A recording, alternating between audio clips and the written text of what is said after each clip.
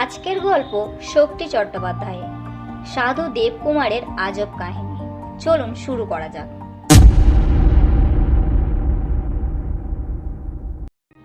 মহাসাধু দেবকুমার তখনও সাধুসন্ত কোনোটাই নন। কিছুদিন হলো বিয়ে শাদী সেরে নববধূ সহ মধুযামিনী করতে বেরিয়েছেন।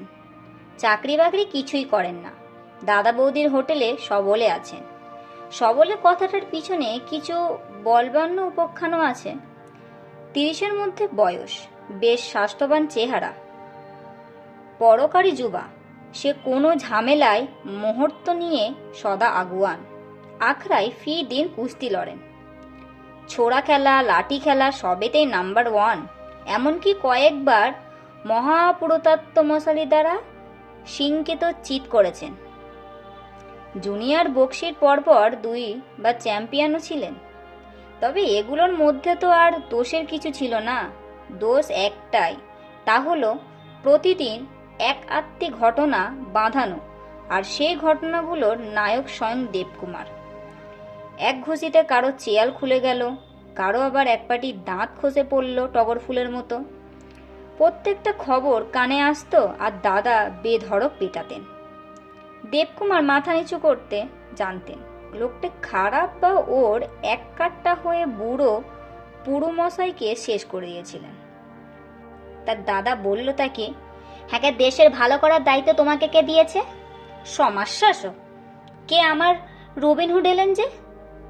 এভাবে বছরের পর বছর তিতি বিরক্ত হতে হতে দাদা বৌদি দেবকুমারের বিয়ের ব্যবস্থা করে ফেললেন।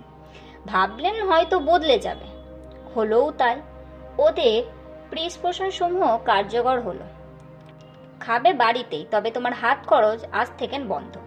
মাসে 2 জনের টুকিটাকি খরচ চালিয়ে নিতে হবে। আমি দিতে পারি, কিন্তু দেব না, কারণ তুমি বড় হয়েছো এবং বয়স হয়েছে এবং বুদ্ধিও হয়েছে। পিতৃতুল্য দাদার কথা অক্ষরে অক্ষরে মেনে নিলেন দেবকুমার। কলেজ স্ট্রিটে একটি বইয়ের দোকান করলেন। দিনে দিনে একটা চলনসই জীবন কাটাবার ব্যবস্থা হলো। দেবকুমার সদাসুখী, নিয়তি প্রফুল্ল, বউকেও তেমন গড়ে নিলেন। কিন্তু আমাদের গপ্প এহেন দেবকুমারের সাধু হওয়া নিয়ে। ঘুরে ঘুরে বেরিয়ে দেবকুমার ও দেবকুমারী দিন কেটে যাচ্ছিল। খুব একটা তেল তেল ফুল ফুল দিন না, তাও কেটে যাচ্ছিল।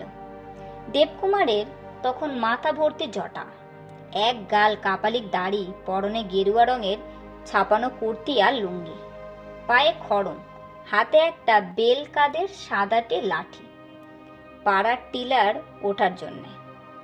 কন্ডমুল্ড নেই, সাধু তো আর নন তিনি।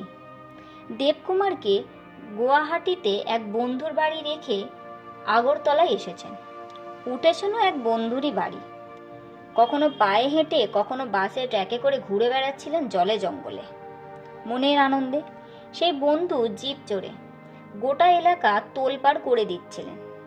কিন্তু সেই গেরুয়া রং, সেই জটাজুটি তাকে ইতিমধ্যে দ্রব্যশিষ্ট করে তুলেছিল। খুবই স্বাভাবিক। কেউ ভাবছিল তিনি সন্ন্যাসী, কেউ ভাবছিল মঠ মন্দিরের সন্ত, কেউ বা ভাবছিলেন কোনো বিশেষ সংঘ প্রতিষ্ঠানের বাবাজি, গুরু ঠাকুর। কিন্তু তখনও পর্যন্ত তার কাছে কেউ ঘেঁষেনি। শুধু একটা ঘটনা তাকে একদিকে মহন্ত সাধু বানিয়ে দিল। সেই গপ্পই আসছি। তেমন কোনো কথা ছিল না। হঠাৎ দেবকুমার ত্রিপুরেশ্বরের মন্দিরের দিকে পা বাড়ালেন।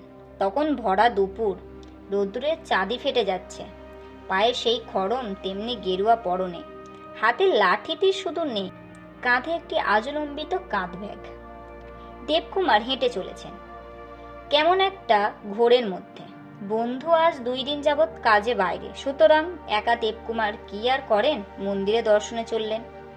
বিশাল সেই রাজমন্দির, বহু পুরনো। চণ্ডী মণ্ডপ পেরিয়ে বিশাল আকার এক বন্ধ দরজার সামনে এসে দাঁড়ালেন। ভ্রুকুটি করলেন বুঝি। মা মা করে 2বার বজ্রকণ্ঠ ধবনিতে পর হাঁটু থুবড়ে বসলেন। গড় করলেন।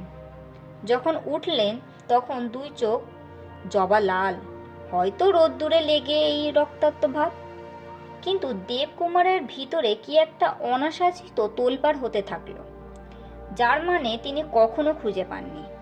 বৃদ্ধ রাজপুরোহিত সামনে এসে দাঁড়ালেন। দেবকুমারের এক বিচিত্র স্বরে তাকে আদেশ করে বললেন, দরজা খুলে দাও। মা আমাকে ডাকছেন, তাই এসেছি। আজ 20 বছর বাদে মা আমাকে ডেকেছেন। পুরোহিত বললেন, নিয়ম নেই, রাজার আদেশে এই দরজা বন্ধ আছে, আর খুলবে না, অসম্ভব, যা চলে যাও। সেই লোহার বল্টু লাগানো বিশাল দরজাটার দিকে মুখ করে দেবকুমার বসেই রইলেন। ঠিক কতক্ষণ যে ছিলেন খেয়াল নেই।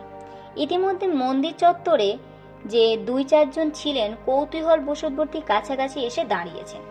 দেবকুমার কোনো দিকে কোনো ভ্রুক্ষেপ নেই। তিনি চোখ মুছে মার উদ্দেশ্যে ক্রমাগত বলে যাচ্ছেন, তোর ডাকে এলাম আমি, আর তুই দরজা বন্ধ করে নিদ্রা যাচ্ছিস? এ কেমন ব্যবহার মা? ছেলের প্রতি কি মায়ার ব্যবহার? ঠিক আছে, আমি ফিরে যাচ্ছি। বহু বছর বাদে তোর ডাকে ফিরে এসেছিলাম, ফিরেই যাচ্ছি। আর কোনো দিন দেখা হবে না। যেমন ত্যায্য পুত্র ছিলাম, তেমনি ত্যায্য হয়ে ফিরে চললাম। সে যে কি ঘোর লেগেছিল আজ অবধি তার কোনোই ব্যাখ্যা পায়নি। সে কি গেরুয়ার ঘোর জানি না। স্বাভাবিক, দেবকুমার সেই দিন সেই অবিশ্বাস ঘটনা বলতে বলতে শিউরে ওঠেন। দুটি হাত সামনে বাড়িয়ে দেখান, কেমন যেন রোম খাড়া হয়ে উঠেছে।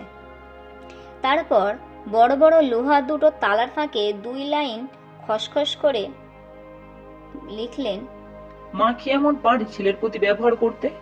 চললাম। লিখে দুটো তালার ফাঁকে চিরকুটটি গুজে দিল। পিছন ফিরেছি, অমনি ওই 2 ভারী দরজা ক্যাঁচ ক্যাঁচ আওয়াজে করে খুলে গেল। সেই ফাঁকা দরজা দিয়ে মন্দিরের ভিতর থেকে ভয়ঙ্কর আলো দিকে তাকিয়ে চোখ বুজে ফেললাম। প্রচণ্ড ভয় করতে লাগলো। এ কি হলো? এমন তো চাইনি।